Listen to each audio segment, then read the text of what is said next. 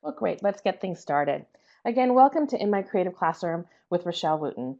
My name is Emily Seamus. I work with the Adobe Education team, and it's my delight to be able to conduct this monthly webinar series that allows us to invite some of the great educators in the Adobe Education community to uh, meet with you in a fairly informal conversation about who they are, what motivates them as a creative educator, what they do in the classroom, and it gives us a chance to let them highlight some of their favorite activities and best practices. So I invite you during the next hour to participate with us in this conversation. I'm going to kick this off by introducing you in a moment to Rachelle, and we're going to spend a few minutes with me interviewing her. And if you have any additional questions for her, you're always welcome to post those in the questions chat pod. And then we'll move into a presentation by Rachelle and a demo of some of her activities. All the while, please again, feel free to comment about your thoughts in the chat pod or your questions so that we can keep this conversation flowing. One more housekeeping note. I am recording this session and it will be available in the future for you to view on demand or share with your colleagues. Great. So let me tell you a little bit about Rachelle. Rachelle, as I mentioned, is an Adobe education leader and a leader within our community, and we really appreciate her having here. Hi, Rachelle. How are you doing? Doing great. Great. Well, to kick things off, Rachelle is a digital learning specialist with Fort Bend Independent School District in Texas. She's a really passionate educator and loves designing and facilitating professional learning experiences that empower, inspire, and equip teachers with innovative and proven solutions to reach and teach each of their students. She's the author of the book uh, Mission Possible. Pardon me for mispronouncing that. It's a teacher's guide to podcasting. Love it. And Rachelle has a number of great affiliations. She's certified, in addition to being an Adobe Education Leader, she's also a certified Adobe Education Trainer. And she also has certifications with Google and Microsoft, as well as Edmodo and the Nearpod Pioneer program. So she's really got a great experience to share with you today. She speaks all over the country at various conferences. And this year, she's actually being a featured speaker at the Nebraska Education Technology Conference coming up. So again, I'll introduce Rachelle and let's just kick things off. So Rachelle, why don't you just start by telling us a little bit about you and how you got your start as a creative educator? Well, I think I'm one of those people who really, I guess, just have to be truthful with it. I think it started just as a child, and I never really let go of it. Um, when I was growing up, even as a teenager, I loved to rewrite songs, even though I'd keep the same, musical tone and things like that. I love to rewrite those. I remember submitting having a submission in our art contest at our campus to design the cover of our phone directory. So you know how long ago that was. I don't want to necessarily date myself, but that, and I ended up winning that one. And even though in high school I didn't really like writing essays, the older I became, I enjoyed writing. And so I always like to say now that I really consider myself a creative communicator. And I think that's always been there. I've just continued now to probably just nurture it, develop it, look for ways to expand on it, increase it, just so I can be more of that creative educator and then share those same creative processes and ideas with others. So that's great. It's great to hear about what your particular creative passions are. Um, where do you actually go to learn more about your creative skills or practice your craft?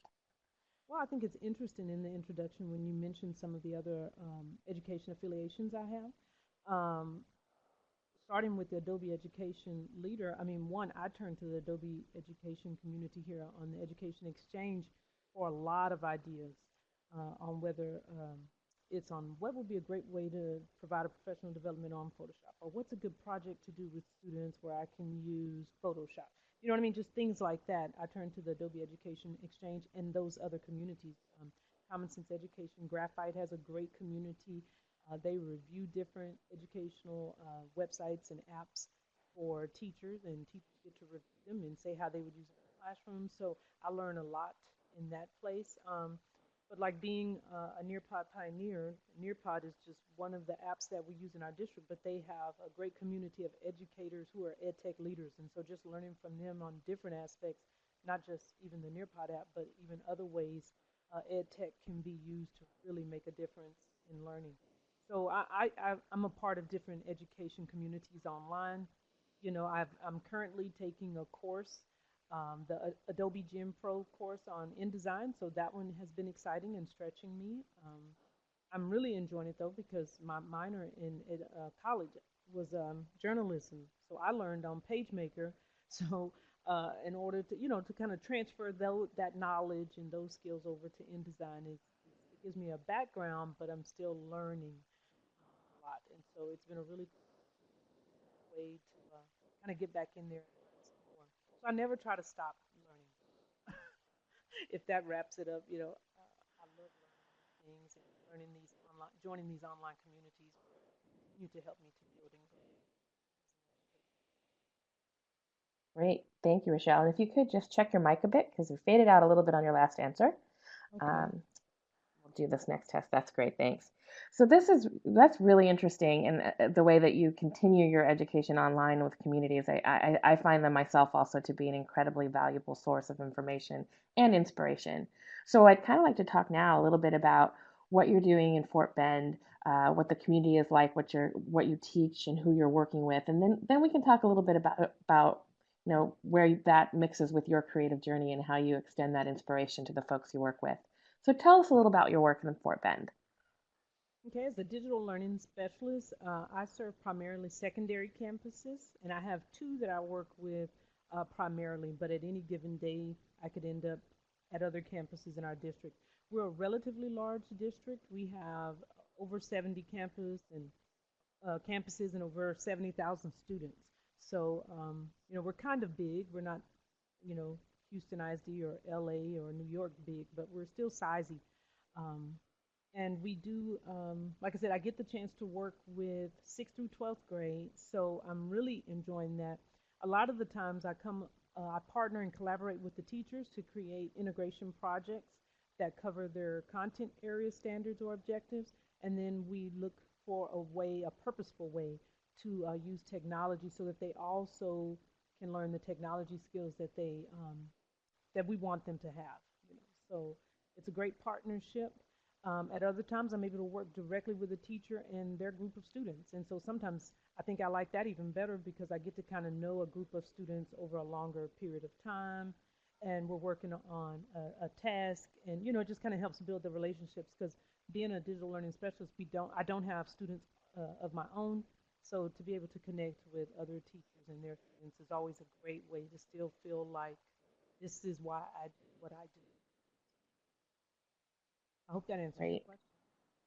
Absolutely.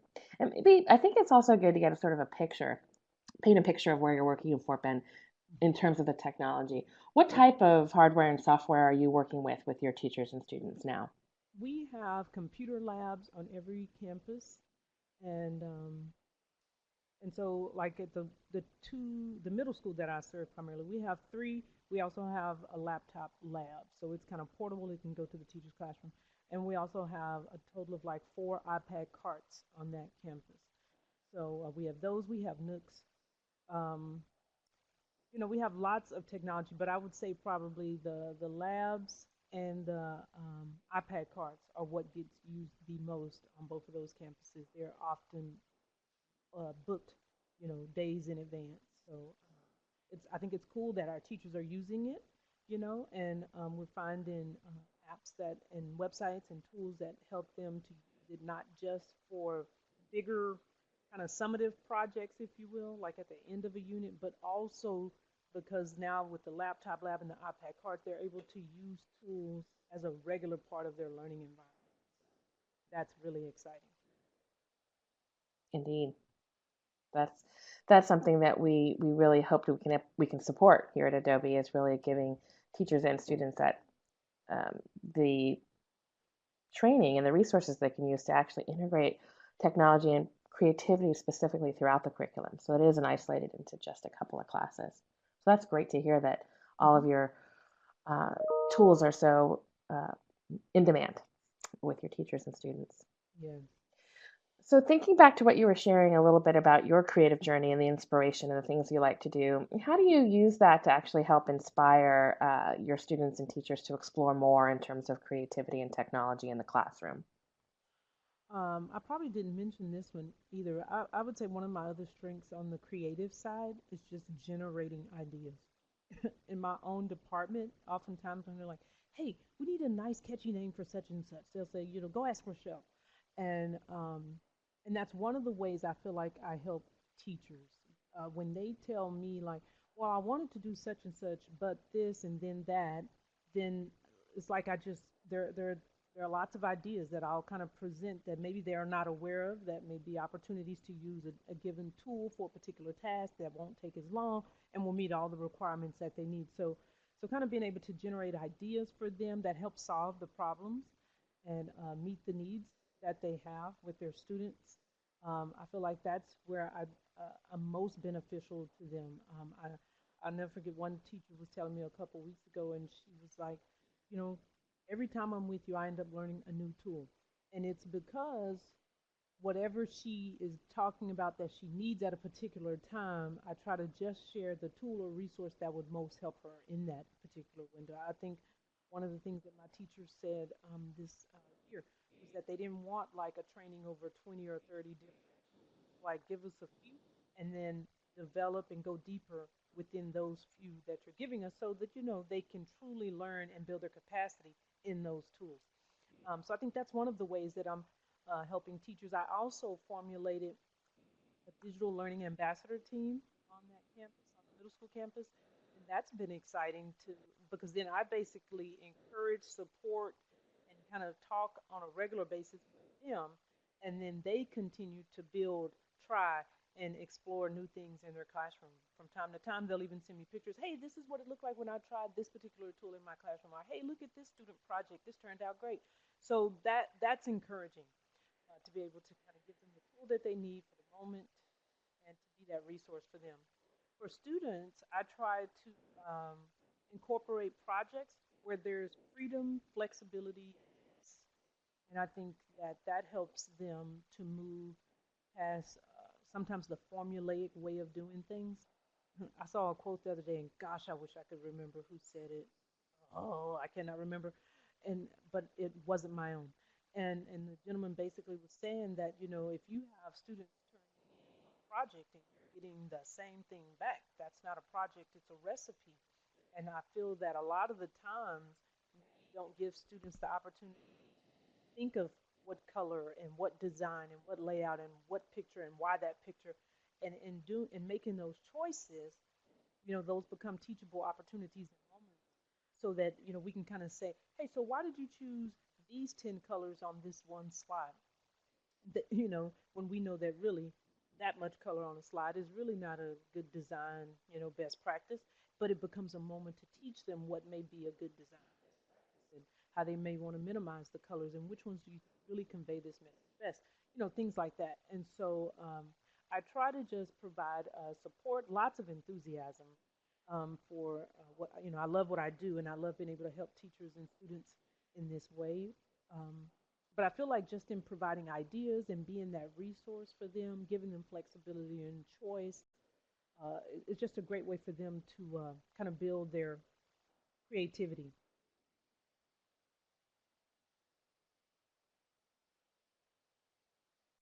Great, thank you. I know since you focused the book that you wrote on podcasting, I'm kind of curious if you have any additional comments just around creative communication. We know from the research that we're in a very visual age in terms of the way people communicate, and it's important to give students opportunities to develop those skills even at a very young age.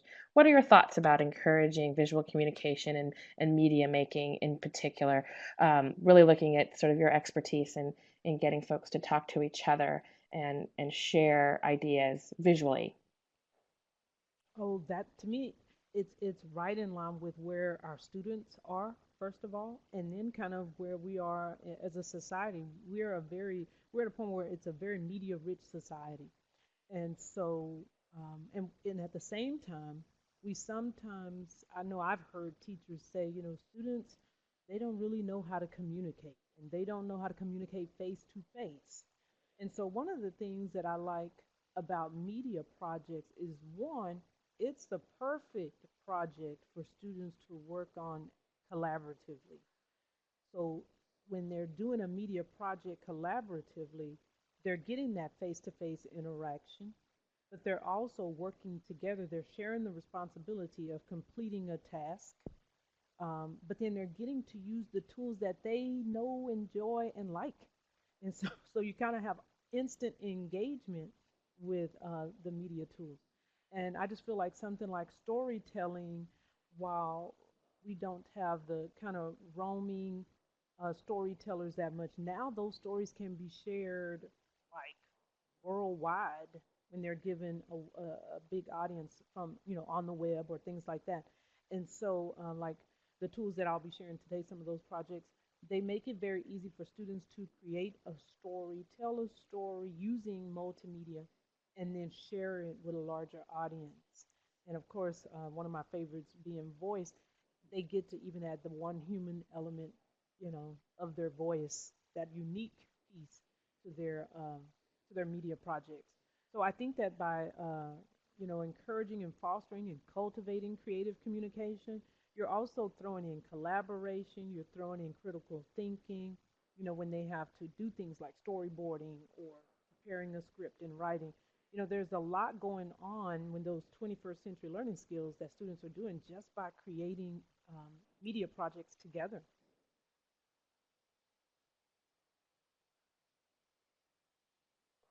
Thank you. That was great information. In fact, it's a really good transition also for us to move into talking a bit about your presentation, since I know you're going to dig a little deeper into your work with voice and Slate and other communication tools. You ready to switch to that, Rochelle? I'll switch screens. There we go. And I noticed Valerie had a question about color on slides. So as you go through your presentation and demo, Rochelle, that's a question to keep in mind. Like, what are your rules about color when you're actually doing some of this communication visually? Just keep that in the back of your head.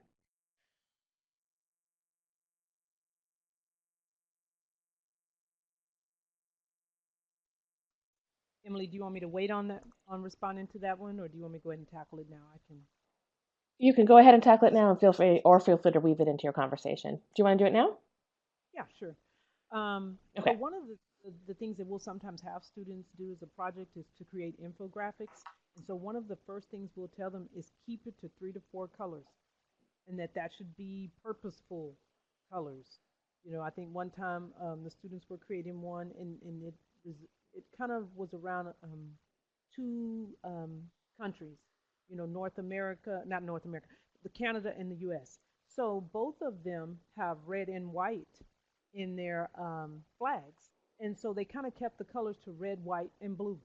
So, just kind of being purposeful and knowing maybe why they're making that choice. Like, there's really no reason to go with the color choice of 10. And so, just to kind of be more purposeful and mindful about why they're choosing those, but kind of making the max about 4 colors. And if it's going with 4, there's a reason why you chose those 4. That's great advice. I'm going to use that in my next presentation myself. Okay. Alrighty, so I'm going to go ahead and get started here. Well, this is one of the projects I was able to do with the class, and it was a group. The class was a broadcasting class, so it was really exciting to do this particular project. The teacher normally in the past did podcasting for the project, and so we moved it and kind of updated it to more of an enhanced, if you will, podcast using the Adobe Voice mobile app. Like I said, these are I love the mobile apps because I feel like they're a great gateway tool for teachers to start using Adobe products. When they find that sometimes Adobe Voice could be a little limiting, then it's a great way to say, hey, well, let's move on to Premiere, or let's try a different app, that is a bit more robust. But Adobe Voice is easy for students to pick up pretty much instantly. And I usually do a 5-minute demo just so they know what's in the app and what all they can do. And after that, they are on their own. So this one is People Who Make a Difference. The teacher wanted something that her students could create in her broadcast class, that they could show during the morning announcements during February, Black History Month. And so all of the students' projects were on kind of some African Americans that maybe everybody didn't know anything about, and some great things that they accomplished. This project is on the Adobe Education Exchange along with the rubric. But what I did want to go ahead and share with you is a bit of the sample.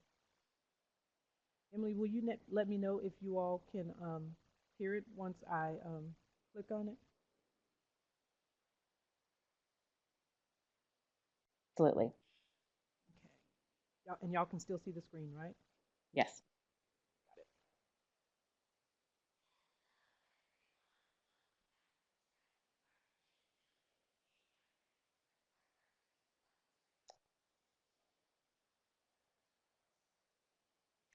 Rochelle, unfortunately, we can't hear the sound. This may be just a sharing issue in Connect, but Okay. I can, if you'd like, you can post the link in the chat pod, Okay. and maybe we'll give folks a moment just to Oh, that sounds good. click Because over this, to you know, Voice and check it out themselves.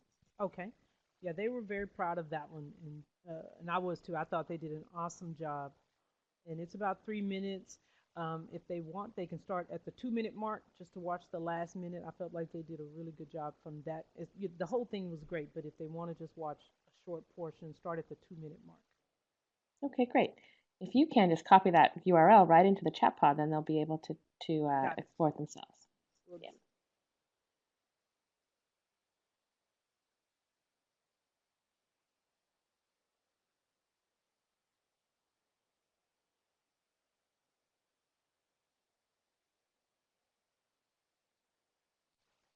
Emily is giving me a couple of challenges.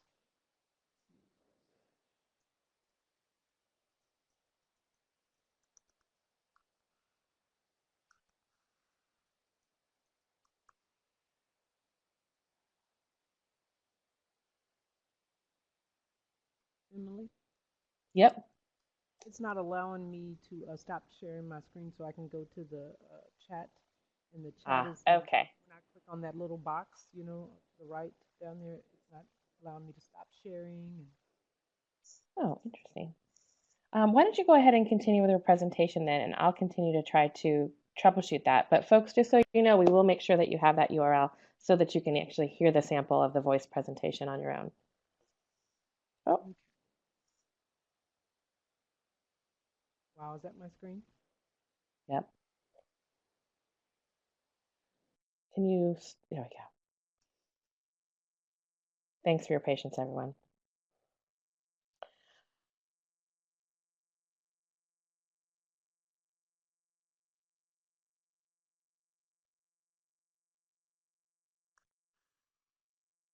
So Rochelle, would you like to just go back into the presentation and take it from there?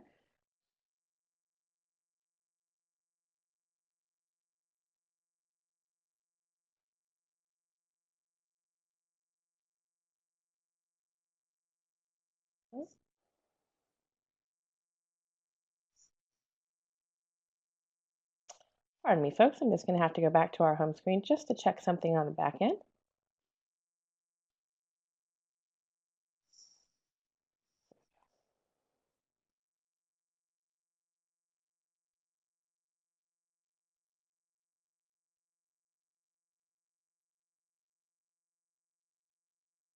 Thanks for your patience, everyone. Rochelle, why don't you go ahead and try checking your sharing your screen again?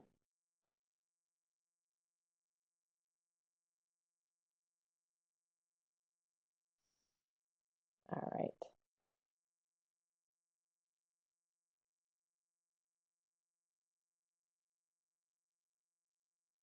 Great.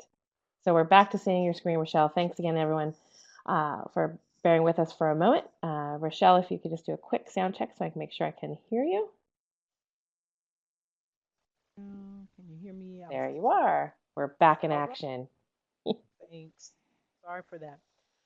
But I always like to tell teachers too, even this is a teachable moment. Notice we didn't give up and throw away the technology. We learned to work with it. so, so okay, so this is the next project. Texas Heroes. This is one, that we have in our seventh grade classes. They do Texas history. They study Texas history in that year. And so this was a project where we actually used one of the story structures that are already in Adobe Voice that talked about a hero's journey. And so when I click here, it'll take you to the project page that has our teaks. I think you'll be able to see that. We don't need audio for that. So you kind of get the project overview, the social studies standards. We call them teaks. We don't use Common Core in Texas. These are the technology standards that we're meeting by completing this project. It tells them what they need. There's a planning sheet here to help teachers to be ready for that. And then there's the student sample. Again, you won't be able to hear the student sample, but basically they use that story structure of a hero's journey within the Adobe Voice app to kind of plan their script over the Texas hero that they were researching. So again, it tells you here about how many days. It takes about 2 to 3 days with the iPads, but they need the planning sheet and the opportunities to research and write their drafts before they actually did that. And then at the bottom here are the procedures for that particular project. We'll be glad to share that with you. Another one, this was a recent one where we had the students use Slate. Now, the beauty of Slate, I will say, is this. You can use Slate on the web and on iPads. Adobe Voice right now is really only available on the iPad. I think they're working to get it on the web, but right now it's only on the iPad and, I'm sorry, the iPhone, because that's how I did my screenshots. But this one was a choose your own adventure. I think I mentioned to you all that I like to give students choice in their project. And so on this particular one, for Newton's Laws of Motions, they were divided up into about 3 groups. It's a small class of about 14 or 15. And I just gave them different options here, like create a story about an object at rest, which is covering Newton's first law. And they had to include, they could use Adobe Voice to do that. We were just focusing on the Adobe apps at that time. So here's one on select an amusement park ride and discuss and analyze the ride and how Newton's laws are applied. So notice this is still very closely connected to what they were talking about in that class. But what we decided we were going to do is, now that the students created this project, we're now going to use this as a review for students later and put it in a Nearpod lesson so conveniently. But so these are some of the options that they had. We had somebody go with every one of these. We had a group do each one. So it was interesting. Not everybody chose the same thing. Some of them loved doing the one where they walked around the school taking pictures. But the example that I'm going to show you is the one where the students looked at an amusement park ride. And so theirs is a slate project. Let me show you that. And so it was very easy. I know that sometimes when it comes to students using technology, we like to make sure if it's a robust program that we definitely walk through how to create the product. But the beauty of Voice and Slate is really after about showing them a couple of things, like this is where you would do this is where you do that, and when you're finished, let me know so I can show you how to share it to me, as their teacher. Those are very, very intuitive applications. So this is the one on Newton's roller coaster. And notice they had the roller coaster in the back, and they talked a little bit about Newton's law and how the roller coaster is relevant and how we see Newton's laws in action with that particular amusement park ride. They added another picture, and then they talk about Newton's second law. Here's the last one, and they talk about Newton's third law. So very simple and easy project. Great way to kind of just show what they've learned, what they know about Newton's laws of motion, and a way to see it in real life. I think they probably won't see roller coasters the same again. All right.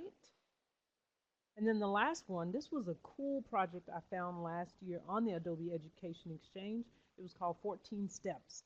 What I really liked about this one is that it gave students knowledge and knowledge about the basic industry shots, camera angles and shots for filmmaking. And so they had to take that knowledge, and basically it kind of scaffolded this project. They started with, first of all, like, tell somebody how to go and how to go check out a book from the library in 14 steps. So first they just wrote those steps down. Then they moved from there to then creating the storyboard using each of the different camera shot angles. And they had to explain and justify why they were choosing maybe an over-the-shoulder shot as opposed to just a close-up at this particular time. And so this particular video is just one of those samples. And like I said, we had them create things that they could use and share during that first week of school for student orientation. So this one is on how to organize your locker. There were ones on how to check out books from the library. Lots of different things. The students there are part of the AVID program, so they talked about how to use your planner to stay organized, just all kinds of great resources that students were able to benefit from and even have fun in creating. So this is just one of those. And this is the 14 Steps project. Like I said, it's on the Adobe Education Exchange. And for that one, we use the Clip mobile app. So it's almost a movie making app. Very, very fun. And of course, if you are a Premiere user, you can start with the iPad Adobe Clip and then move it into Premiere to do some more robust things if you like. So that's one of those added benefits of using that. Did we have any questions at this point before I go into the demonstration that I can answer?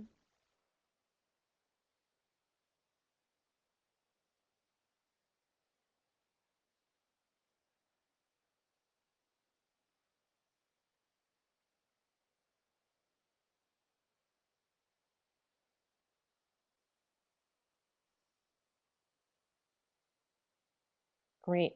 I saw, in addition to if you have questions, I see there's a couple questions that might be popping up for Rachelle. Um, uh, Someone actually, Tacey posted a good question of who else is actually using some of these tools. If you don't mind sharing in the chat, we'd love to hear how some of the applications are. In particular, one thing I found, Giselle mentioned that she uses Adobe Voice in a college course, uh, which I find really interesting because I find that Adobe Voice can be used in such a broad range of ages. I'm a former kindergarten teacher, and had I had this, I won't date myself, but many years ago when I was teaching kindergarten, I could use this with my young students to actually provide voice to their journals, which is something we did all the time. So it fascinates me about how the same tool that can be used with 5-year-olds can be used so effectively with college age students as well.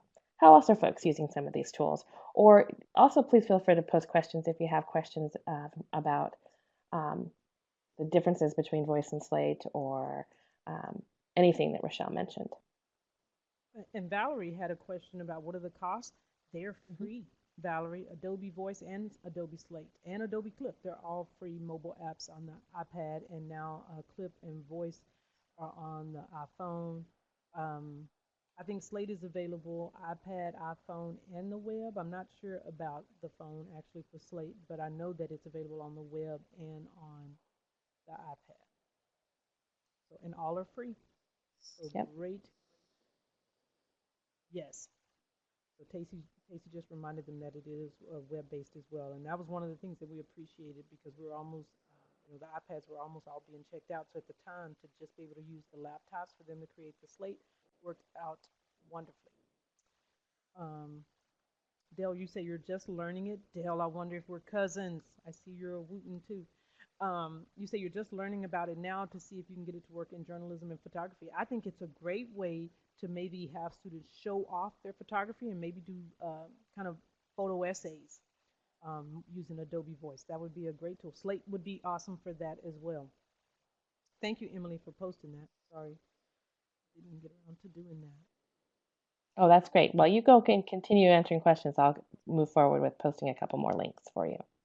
Okay, Valerie asked another good question. She says, "How do you know, or how do you differentiate which one to other than being available for iPad versus web access?" Sometimes to me, when it comes to Slate and voice, and this gives me a great opportunity. Slate, for a while, if you wanted to have video, you had to just link to video. Now, though, that's going to be a big differentiator right there because Slate now, I just read this morning, they released it yesterday, that now you can embed videos in Slate. So that's going to be a difference between voice and Slate. Voice will only take images, graphics, or text. Okay, and then you speak into it to make a finished video. But in Slate, now you can actually drop video content in there. And usually, I recommend Slate when I want to take various pieces of media, whether it be a website, whether it's now video or images and text, and use all of those together. With voice, like I said, I'm really only using text, graphics, or images, and I'm recording my voice, and it'll make the video. So sometimes it depends on what you want that finished product to look like, as far as whether or not you'll go with voice over slate.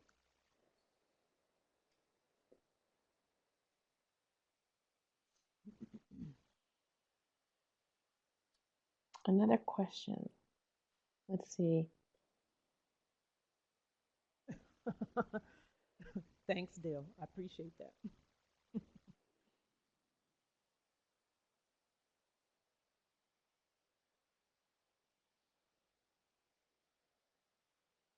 All right, you said there was another question, Emily? I was just behind on my reading. You had already answered it. Okay, good. But keep them coming. These questions are great. Feel Share the free also finished to explore product. any of the links below, and you have questions about those as you're watching them on your own computer. Right. That's a good idea. But Valerie did have another question. She says, if Mhm. you want to share the finished product, do you send everyone a link or do you send them to the Adobe site? To be honest with you, Valerie, I think that's a great time to either bring in Slate. I've seen some teachers use it to showcase the best product. So, like, even when they had students create a voice, they may create a slate where they had pictures that related to the topic. Maybe everybody was doing one over Newton's law, so you'd see something related to motion, but then they would insert the links to everyone's Adobe Voice videos. And so they put them all there, and then they're only sharing one link. Hey, check out this cool Slate project that shows some of our best of the best in Newton's laws projects. You know what I mean? So Slate is good for curating and may be a great place for you to publish some of those finished products so that you still only send everybody one link as opposed to a link to the Adobe site. Like we don't normally have, we don't share student work to the Adobe site. Um, I usually share it this way just so you all can see individual student products. But if I guess I could have easily made one slate that just had everything on it as well. But I knew I'd be doing a presentation kind of sharing, so I didn't go that route. But good question. I do hope some of you have had the opportunity to look at the people who make a difference, to click on that one and check that out and see what you think. Like I said, they did a really good job. One of the things that we reinforced to the students was the importance of their voice and that they wanted to keep the audience engaged. We told them that even though they're working in pairs, both partners had to speak. So they did a really great job exemplifying and embodying all of that, you know, in their presentation. All right. So now I'm going to go back to sharing my screen unless there's any other questions. And if you think of something later, just go ahead. We'll catch up.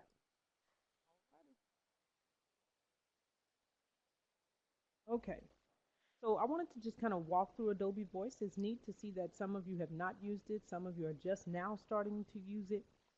So the demonstration that I'm going to walk through to make it easy for the webinar, I just did some screenshots. And interestingly, because voice is now available on the iPhone, I just used my phone to capture those. So it will look a little different than the iPad, but the functions and features are still the same. So one of the first things I really, really like about Adobe Voice is that they provide story guides. They used to call them story structures, but they're also story guides.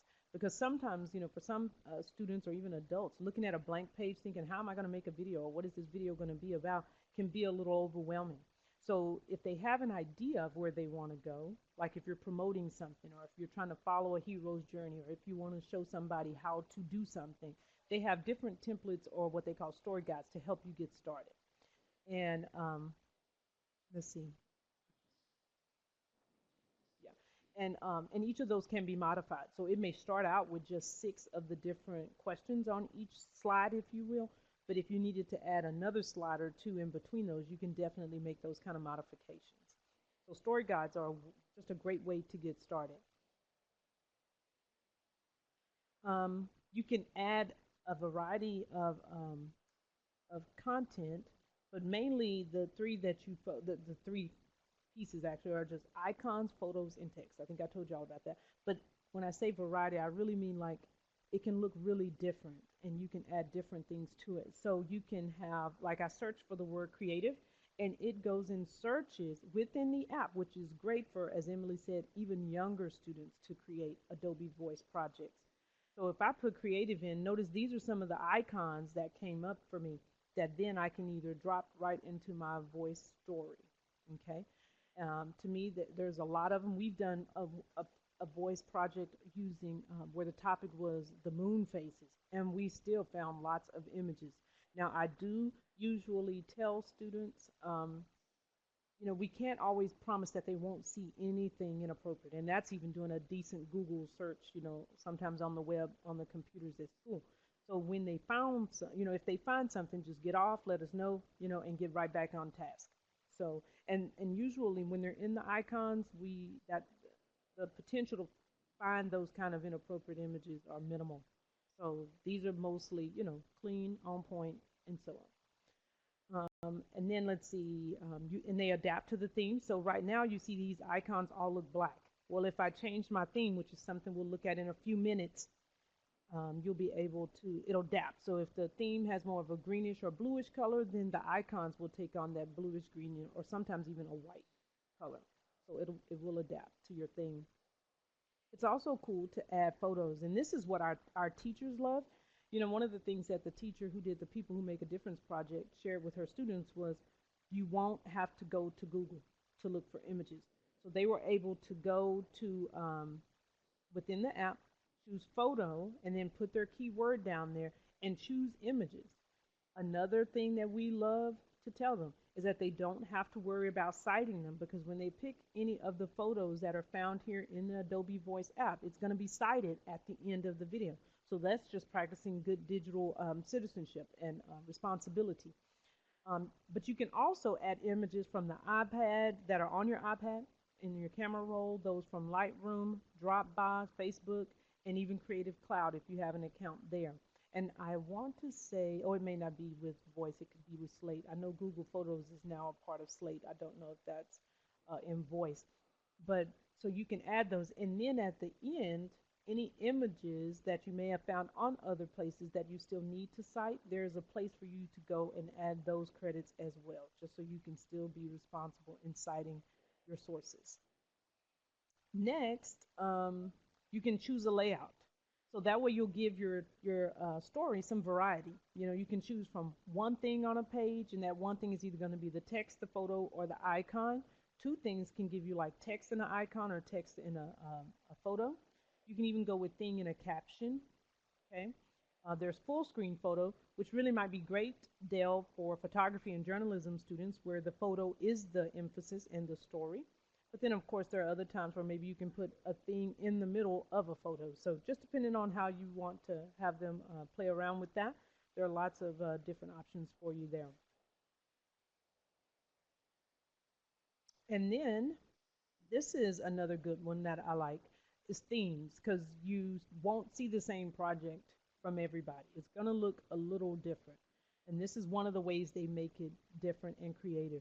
They get to choose the theme that hopefully best communicates their story and their message. And once let's say you've already finished your whole story and you use the simple theme, and then you decide, I think I'd rather go with the watercolor theme. It'll change all of your slides. It's not like you have to go back and update slide by slide. It'll do that for you once you modify the theme. But in the iPad app, I don't know exactly how much it is. This may be available if you actually click on this pencil. I know that you can even further customize it. So you could go with Wander, but then you could say, I don't want my text to be green. I wanted my text to be orange or pink or purple. And you can choose those as an option as well. So like I say, you really can get a lot of different products from students just by having them go behind here and change the themes. And like I said, this is just a few of them. This isn't all of them. It's just a screenshot of them. One of the other things, one of the final things almost that we share with students is the importance of the music matching the message, because it does help convey a mood. It gives a certain feel. One of the projects we did with students last year at the high school, they were doing like persuasive speeches. So they were trying to convince you to not text and drive. And so we played some pretty happy-go-lucky music in the background and said, so hey, let me read your first sentence on texting and driving. And we played that in the background. And that was almost comical for them. But it was a great way to reinforce that your music has to match your message. And so if it's happy-go-lucky music, then your message should be a happy-go-lucky, feel-good kind of message. So it's a great opportunity to do that. And they can choose from music right there in the voice library, or they can import it from their own device.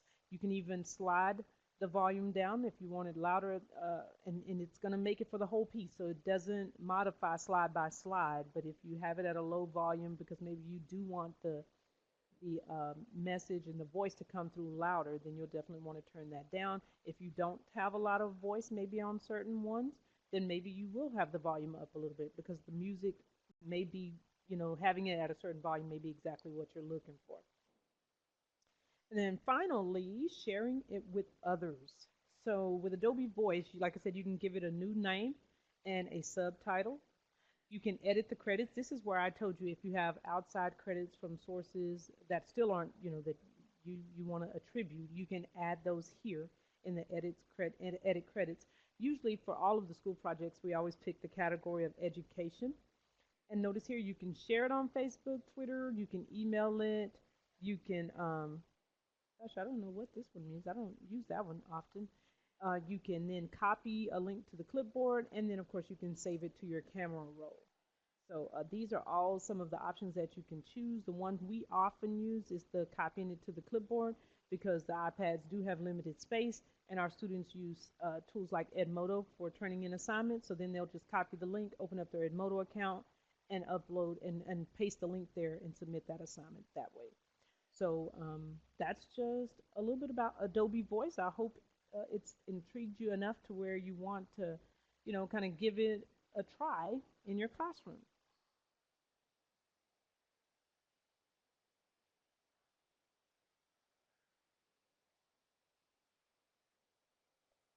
Thanks. In watching that presentation, it makes me realize that one of the things that's good about voice is it sort of teaches you design and writing discipline. I use it even in my professional work, and I continue to edit as things go along because it's giving me prompts about how much, how many words do you need on a page, how many images do you need on a page, and had to learn it when I was younger about when things get muddy. And voice creates a little bit of discipline for me as a creator also to really create a clear message and to put the right amount of information in the right place to make my message clear. I see Dale is writing a question, so let's see. Can you import it to Photoshop or Illustrator and put it in your library to share with others and work together with them? Actually, I've For the go, voice, Rochelle, did you want? Mhm. Right now, well, you if we're cannot. talking, yeah, I'm Go sorry. Go ahead, ahead, Rochelle. Emily. Well, no, I was right going to now say you we can't cannot because, actually. Your turn. Go. oh, I'm sorry. Am I going in and out? I'm sorry. I will let you go ahead at this time because my voice or my audio seems to be a little choppy. No worries. Thank you.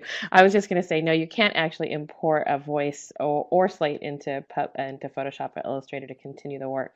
However, Rochelle did point out Clip, and there are some other uh, tools that are available that you can use on mobile devices and then import it into Creative Cloud for more use, Clip being one of them.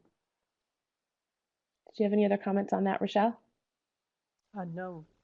Valerie had another question too, though. She asked if the layout, theme, and music, does it have to be the same on each slide or can you vary it?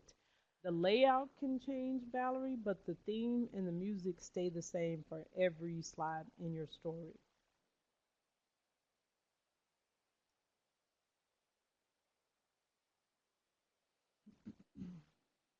Great. Other questions?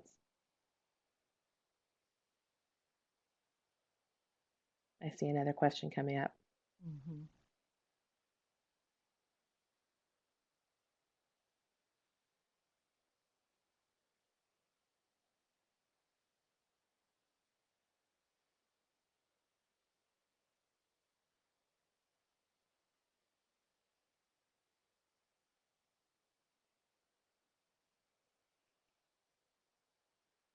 How about the transitions? How would you describe that, Rochelle? Do they just slide right to left or can you get creative with them?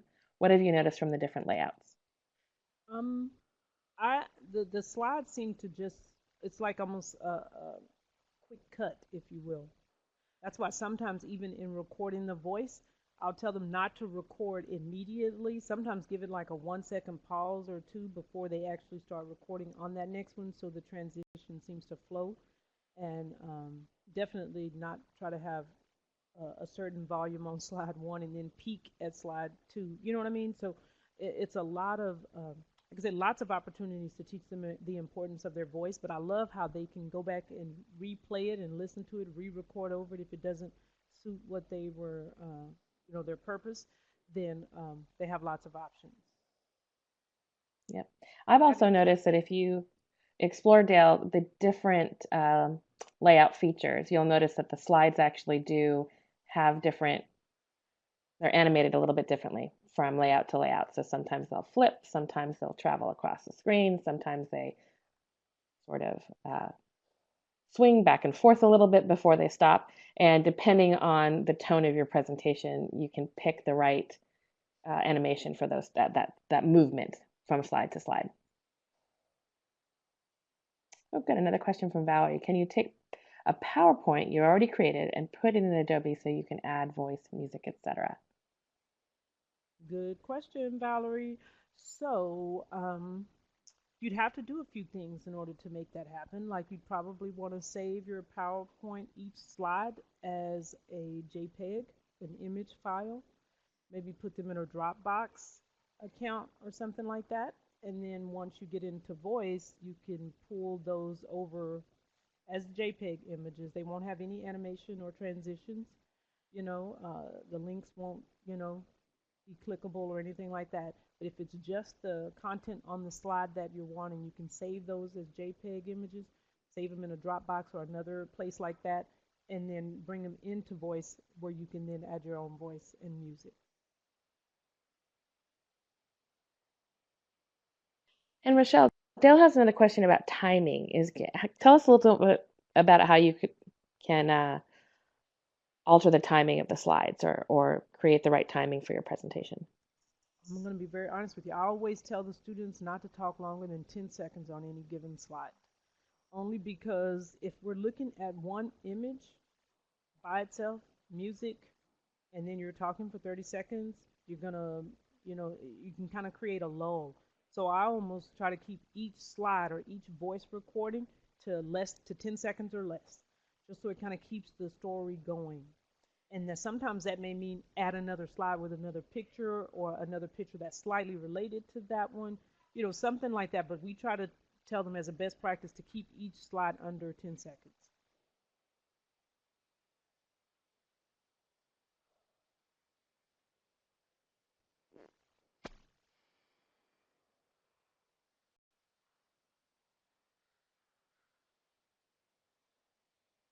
I see there are a couple more questions or a couple folks typing.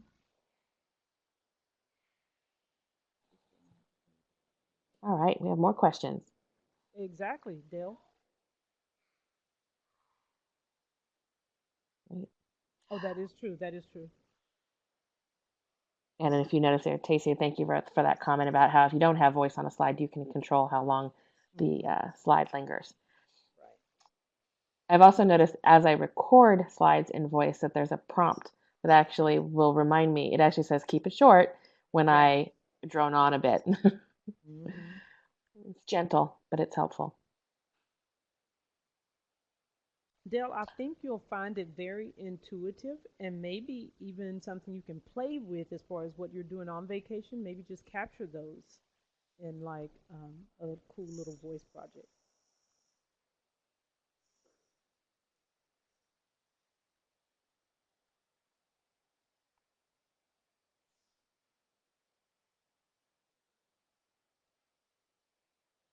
Any other questions for Rochelle?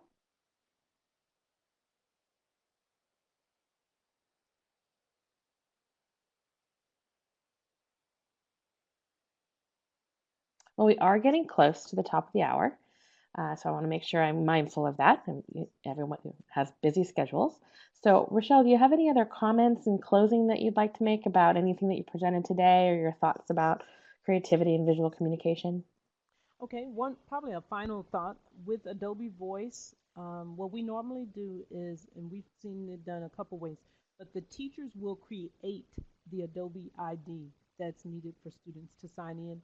On one campus, the teacher would set it up by the campus initials, her last name, and then the number of that class period, and she would just create a Gmail account for that, and then the students just use that as their login.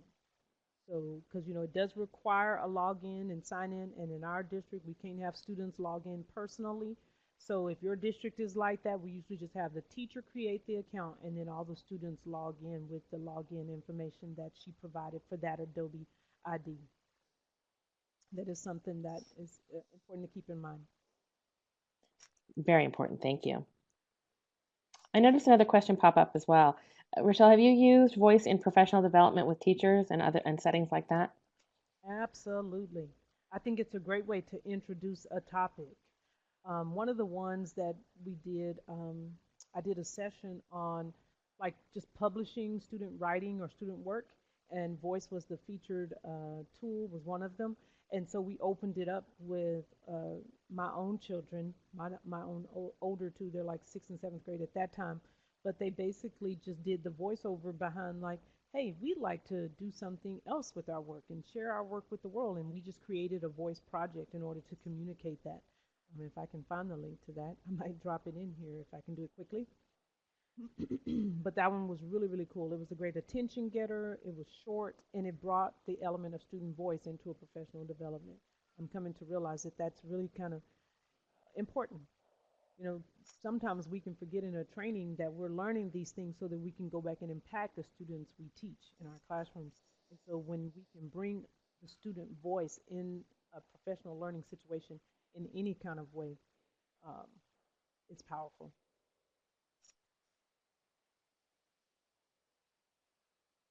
Great. It looks like there may be one more question before we wrap up today. Okay. So I'll give Valerie a moment to post that.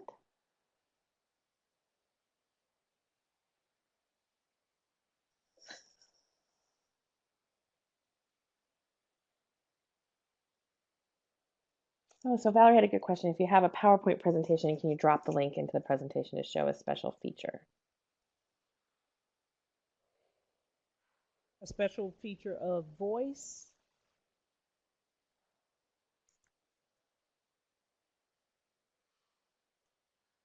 Can you describe that a little bit more, Valerie? Or video? Oh, so like you created a voice video and you want to drop it in your PowerPoint presentation?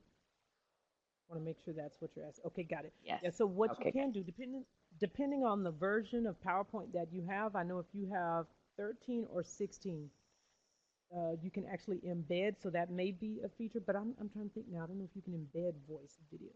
Do you know, Tacey or Emily, if you can embed them? I've always just shared it as a link.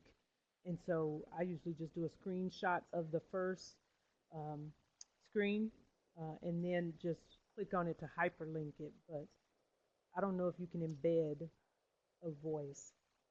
I think that's probably the most straightforward way to do it, and the way that I think people commonly use it when going between voice and PowerPoint is to just use the link the way you just described, Rochelle. Oh, okay, hyperlink it. Got it. Yep. Okay. Well, great. I'm just going to switch screens to give you a chance to give us some feedback on this session before we go. Uh, and I believe the chat pod is going to follow me. Yes, it did. So did the questions. So you can continue discussing with us if you have additional questions during this time, or have other comments that you'd like to share with your colleagues here in this classroom setting. Please give us a little feedback on how you felt the presentation went. I also put up a few dates for upcoming professional development through the Education Exchange. Right now, I left the one that began on March 1st for Creative Cloud. I need to check. Sometimes you can enter the Train the Trainer a little bit late, but it's worth keeping. You can still register. Yes. So, but that's something if you would like to learn how you can actually train others in using Creative Cloud, it's an excellent session. At the end of Train the Trainer, you actually become certified as an Adobe Education Trainer. So, well, very, very worth checking those out. If you don't already know, the Education Exchange is just a rich resource of free resources for you as educators with on-demand training, live courses like the one I just described, and events like these. Plus, you will be receiving an email after this session, which will include a link back to this recording, as well as the resource page where we'll post all the links of what Rachelle discussed today so that you can go back to those if you need to.